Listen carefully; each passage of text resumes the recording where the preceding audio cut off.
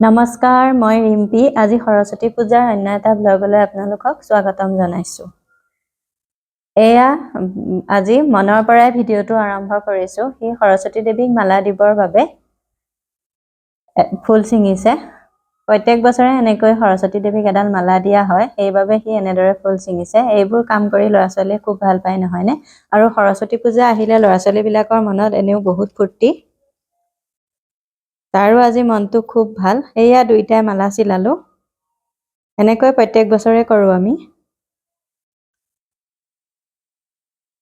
এয়া দেওবাৰৰে ভিডিঅ' আছিলে।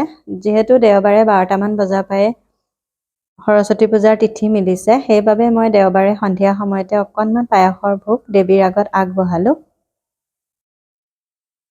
এয়া অলপমান পায়স বনাই মই এখন বটাতে ধুনীয়াকৈ পায়সখিনি সজাই দিলোঁ। যিহেতু স্কুলত এখন প্ৰসাদৰ শৰাই আগবঢ়াইছোঁ, সেইবাবে ঘৰত অকণমান পায়সৰ ভোগেই মই এনেদৰে দিওঁ। প্ৰত্যেক বছৰে এনেকৈয়ে দিওঁ। সোমবাৰে ৰাতিপুৱা যিহেতু 8 বজাতে স্কুললৈ মাতিছিল, আমি 8:30 বজাত স্কুললৈ গৈছিলোঁ। সেইবাবে পিছদিনা ইমান লৰালৰিকৈ কামখিনি কৰিবলৈ অলপ অসুবিধা হয়। সেইবাবে মই আগদিনা সন্ধিয়াই যিহেতু তিথি 12টা বজাত মিলিলেই, সেইবাবে মই দেওবাৰে সন্ধিয়াই পায়স অলপমান এনেকৈ দেৱীৰ আগত দিলোঁ। এয়া সন্ধিয়া মই গোসাঁই ঘৰত চাকি গছি জ্বলাই লৈ প্ৰথমে দেৱীৰ ওচৰতো গছি চাকি জ্বলালোঁ। জ্বলাই এয়া চিলাই থোৱা মালাডাল মনে ধুনীয়াকৈ পিন্ধাই দিলে।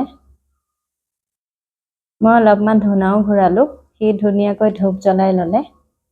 লৈ দুয়োটাই স্তৱ গাম দেৱী মাৰ। মই যেনেকৈ কৈ গ'লোঁ সি তেনেকৈয়ে কামবোৰ কৰি গ'ল। মই স্তৱখিনি গাই গ'লোঁ, সিও গাই গ'ল এনেকৈ।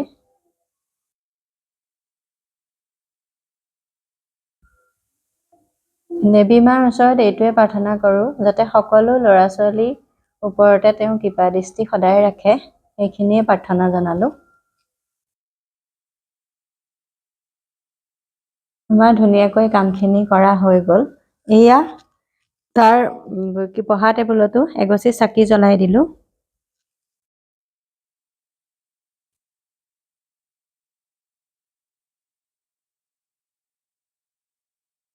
এয়া সোমবাৰৰ দিনা ভিডিঅ'। ৰাতিপুৱা খুব সোনকালে উঠি তাক গা পা ধুৱাই ধুনীয়াকৈ কুৰ্তা পায়জামা এযোৰ পিন্ধাই দিলোঁ। যিহেতু পূজা বুলিলে এনেকৈ কুৰ্তা পায়জামা পিন্ধালে খুব ভাল লাগে, নহয়নে? সেইবাবে মই এযোৰ কুৰ্তা পায়জামাকে তাক পিন্ধাই দিলোঁ। ধুনীয়াকৈ তাক উলিয়াই লৈ মই নিজেও ওলাই ল'ম। এয়া স্কুল পালোহি। চাওকচোন স্কুলৰ পৰিৱেশটো কিমান ভাল লাগিছে, ইমান ধুনীয়াকৈ সজাইছে। সেইকাৰণে ভাবিলোঁ ইউটিউবতে সাঁচি ৰাখোঁ, আপোনালোকেও চাই ভাল পাব বুলি। এয়া দেউতাক আৰু পুতেক গৈ আছে আগত। সেইফালে চাওকচোন ফুলখিনিও ইমান ধুনীয়া। খুব ভাল লাগে এনেকৈ ফুলবোৰ ফুলিলে।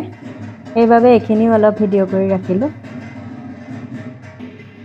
পূজা মণ্ডপটো চাওকচোন কিমান ধুনীয়াকৈ সজাইছে, খুব ভাল লাগিলে। এয়া পূজা আৰম্ভ হ'ল। তাৰপিছতে মই এগছি চাকি জ্বলাই দিলোঁ। মনেও ধূপ জ্বলাই ধুনীয়াকৈ দেৱী মাৰ ওচৰত প্ৰাৰ্থনা কৰিলে। সেইখিনি সময়তে বহুত ভিৰ হৈছিলে। যিহেতু 10 বজালৈকেহে পূজাৰ তিথি আছিলে। সকলোৱে পূজা বহি থকা সময়তে চাকি গছি জ্বলাবলৈ হেঁপাহ কৰে, নহয়নে? সেইবাবে এইখিনি সময়তে বহুত ভিৰ হৈছিলে। এয়া দেৱেও খুব ধুনীয়াকৈ পূজা ভাগ কৰিলে। খুব ভাল লাগিলে মনটো। পূজা বুলিলে সৰস্বতী পূজা আহিলে আগৰ দিনবোৰলৈ খুব মনত পৰে, নহয়নে? এনেকৈ ওলাই আহিলে অলপ মনটো ভালেই লাগে। ঘৰত থাকিলেতো আগৰ দিনবোৰলৈ খুব মনত পৰে। এয়া পুষ্পাঞ্জলি ল'লোঁ আমি। পূজা শেষ হোৱাৰ পিছত এয়া প্ৰসাদ দিলে আমাক, পুৰি আৰু প্ৰসাদ আৰু অলপমান চুজিৰ হালোৱা। পূজা শেষ হোৱাৰ পিছত চাওকচোন ইমান খেলিছে লগৰ ল'ৰা-ছোৱালীৰ লগত। খুব ফূৰ্তি পাইছে সিহঁতে। এয়া লগৰ বান্ধৱীৰ লগতো অকণমান সাঁচি ৰাখিলোঁ এনেকৈ। এতিয়া খিচিৰি খাবৰ বাবে বহিছে লগৰ বন্ধুৰ লগত।